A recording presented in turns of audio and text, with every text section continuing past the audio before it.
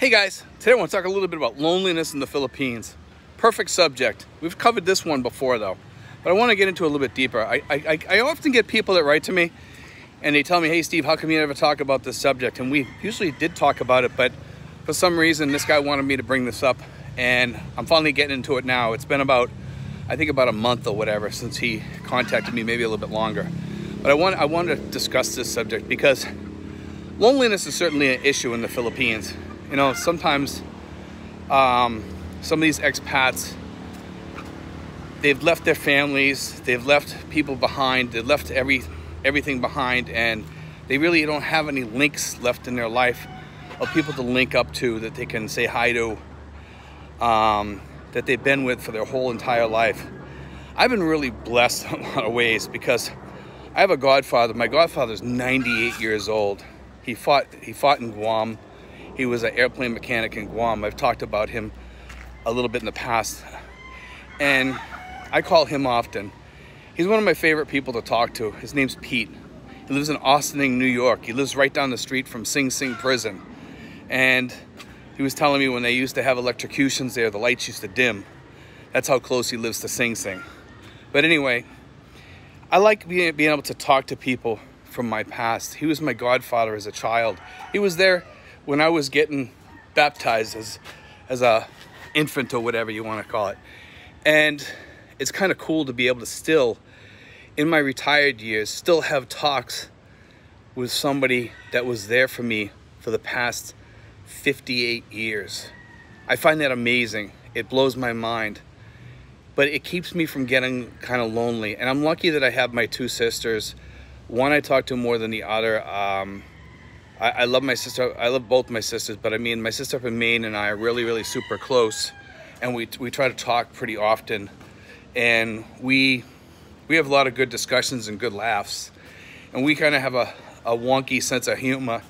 And, you know, we're always telling jokes or trying to, you know, horse around, or whenever we hear something new, like a new joke, we try to share it. And it kind of takes that loneliness away. I do miss having to be able to be with somebody, you know, like whether we go out to eat or just sit there and chat while we're watching TV or at a kitchen table or something over a nice dinner. I miss that.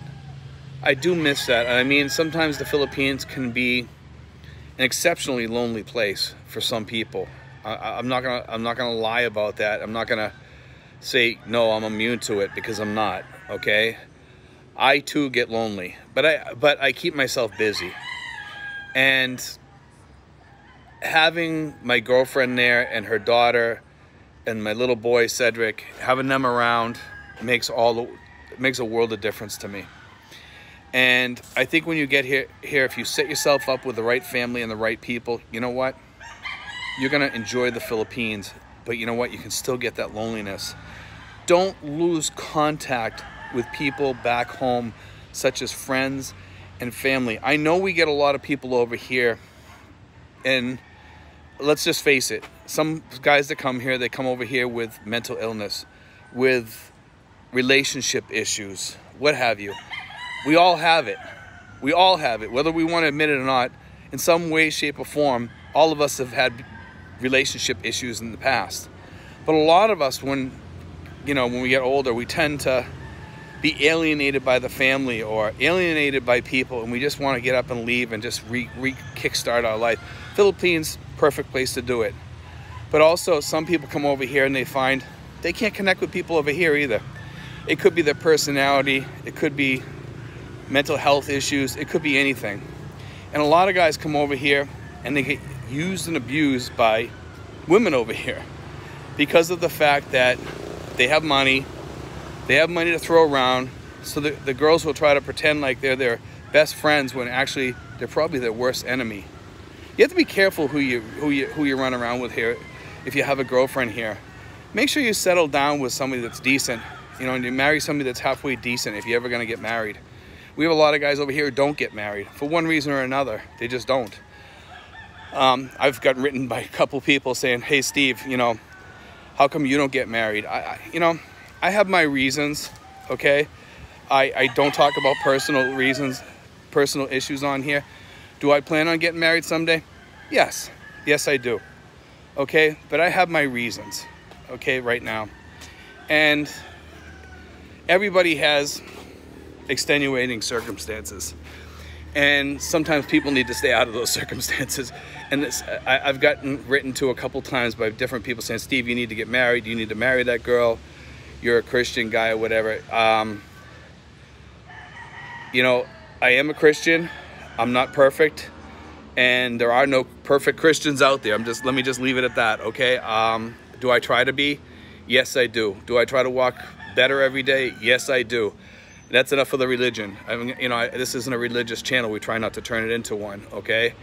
But to get back to the loneliness thing is that I, myself, have conquered depression several times, you know, from loneliness.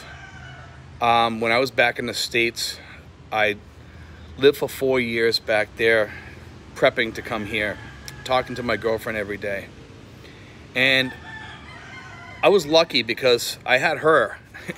You know, I did that story before about the pocket girlfriend, and she was my pocket girlfriend. I could pull her out on my phone, and I could see her face, and she was smiling and happy. And it took away my loneliness back home. And she takes away my loneliness here. And, you know, even Filipinos suffer from depression. My girlfriend kind of suffers a little bit from depression, unfortunately. It's something we all have to conquer at times. And sometimes that depression is due to loneliness or due to the fact that our family let us down. And that's one of the things, like with my family has kind of let me down a lot. And most of them have since passed away, the ones that let me down the most. There's a few that are alive. They've really let me down. And not to say I haven't let them down in some way or other, but not to the point that they have let me down, okay? I wish I could have those connections back sometimes, yes. You know, and I've come to the conclusion that we can't fix everything. You can't fix what's really broken sometimes because it's so broken that it's unrepairable. And some relationships you just have to accept that are like that. And I have a few relationships back in the States that are like that, unfortunately. But I have a lot of good friends that contact me every week. And, you know, we end a lot of phone calls with, I love you. They're friends. And I really do love these people almost like family. I think sometimes if I didn't have those friends, I'd be a very miserable person. But you know something? I found by having those friends that I'm also part of what keeps them from being lonely too. And a couple of those friends, they've told me so that, like, I'm the only person that they contact sometimes.